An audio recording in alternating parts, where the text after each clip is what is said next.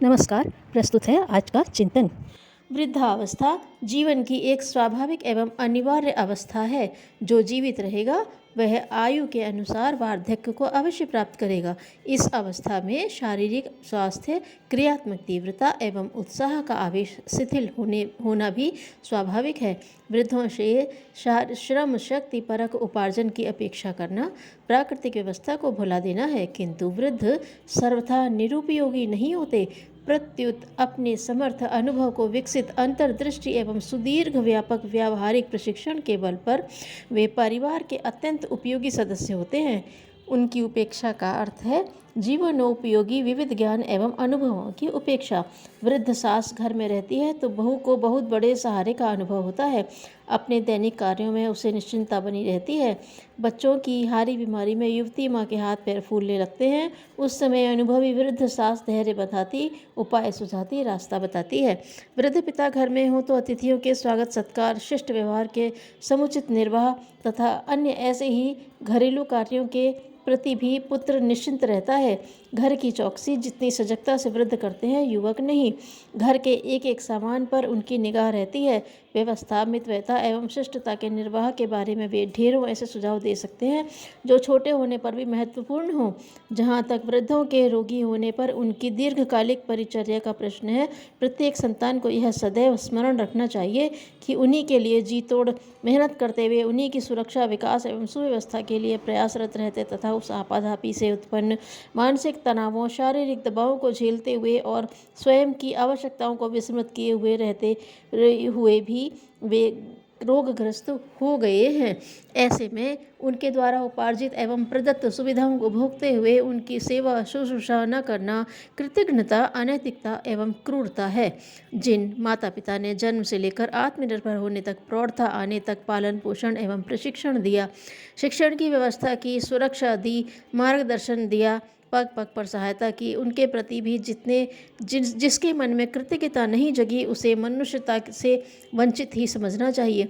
जिन व्यक्तियों की शक्ति सामर्थ्य से लंबे समय तक अनेक लाभ प्राप्त किए गए, सामर्थ्य शिथिल होने पर उनकी उपेक्षा करने की प्रवृत्ति यदि प्रबल हुई तो उससे समाज में सामाजिक व्यवस्था के आधारों पर भी आघात पहुंचेगा। यह प्रवृत्ति संक्रामक होकर समाज में अवसरवादी, उपयोगितावादी वाद को जन्म देगी और तब सभ्यता का आधार ही ध्वस्त होने लगेगा। औरों से नैतिकता का आग्रह वे लोग किस मुंह से कर सकते हैं जिनमें खुद भी इतनी नैतिकता नहीं कि अपने ऊपर लदे पितृ ऋण, मातृ ऋण को अदा करें। जो कभी घर का मालिक था, जो कभी अपने बच्चों को इतना ही प्यार करता था जितना आज आप कर रहे हैं, जिसके आदेश के पालन के लिए सारा घर पलक पावड़े बिछाए रहता था, आज उसी को परिवार के लिए भार मान बैठना तो संकीर्णता की पराकाष्ठा है। जिसने जीवन भर परिवार के लिए अपने समय, श्रम एवं मनोयोग का कण कण, अणु अणु विनियोजित किया, समर्पित किया, आज इस घोर उपेक्षा के कारण यदि उसे अपना यह संपूर्ण उद्योग निरर्थक जान पड़ने लगा तो इसका सामाजिक धारणा पर कितना गहरा असर पड़ेगा, यह विचारशील लोग अनुमान कर सकते हैं।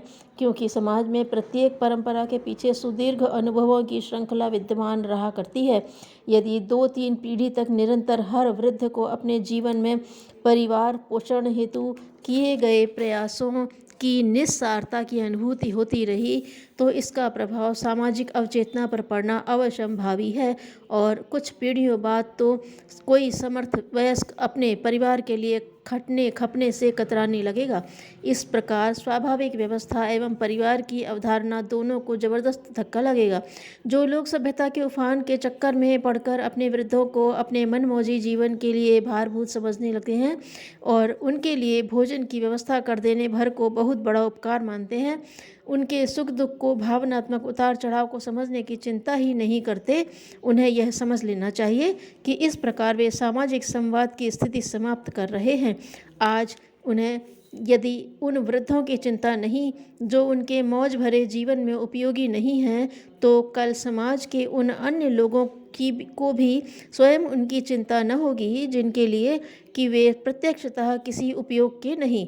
वैयक्तिकता की अतिवादी भावना के प्रसार के क्या परिणाम होते हैं यह देखना हो तो आज चारों ओर फैल रहे आर्थिक सामाजिक सुरक्षा सेवाओं के क्षेत्र में पनप रही दायित्वहीनता की भावनाओं को देखा जा सकता है। अनेक लोग यह तर्क देते हैं कि भारत औद्योगिकरण की ओर अग्रसर है और औद्योगिक समाज में मानवीय संबंधों का स्वरूप बदलना सुनिश्चित है, किंतु यह कुतर्क मात्र है। पश्चिमी देशों में वृद्धों को जिस असह्य मानसिक यंत्रणा से गुजरना पड़ रहा है उनका स्मरण करना चाहिए।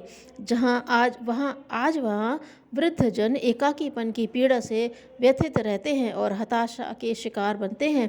वृद्धजन वहाँ अपनी अलग सामूहिक बस्तियाँ बना रहे हैं। अपने यहाँ तो औसत वृद्धों के पास वे साधन सुविधाएं नहीं हैं। शासकीय सेवकों को तो सेवानिवृत्ति के उपरांत पेंशन मिल जाती है, पर शेष विशाल वर्ग के पास तो ये सुविधाएं भी नहीं। उसे दैन्य और दारुण यंत्रणा के जिन अनुभवों से गुजरना पड़ेगा उस अपराध का फल समाज को अवश्य ही भोगना होगा। यूँ पश्चिम में भी जहाँ वृद्धजनों की बस्तियों में मनोरंजन और सक्रियता के समस्त साधन सहज उपलब्ध हैं, जहाँ टहलने और आराम करने के लिए सुंदर पार्क हैं, अध्ययन के लिए पुस्तकालय वाचनालय हैं, मनोरंजन गृह भी हैं, वहाँ भी उन्हें यह मानसिक व्यथा तो सालती ही है कि जिन बेटे बेटियों के लिए जीवन खपा दिया वे ही अब किनारा काट कर रह रहे हैं। वहाँ के संवेदनशील युवक वर्ग ने वृद्धों की इस व्यथा को समझा भी है और अब वहाँ पुनः ऐसे प्रयोग चल पड़े हैं जिनमें वृद्धों से भावनात्मक पारिवारिक संबंध बनाए जाते हैं। अपरिचित युवक युवती अपरिचित वृद्धों से छोटे भाई बहन का संबंध बनाते हैं। सप्ताह में एक दिन मिलते, साथ रहते, घूमते, उत्सवों में बुलाते और अन्य तरह से भावनात्मक घनिष्ठता बढ़ाते हैं। क्या हमें भी घूम फिर कर वहीं पहुंचने एवं भटकते रहना उचित है? दूसरों की भूलों से क्या कुछ सीखना नहीं चाहिए?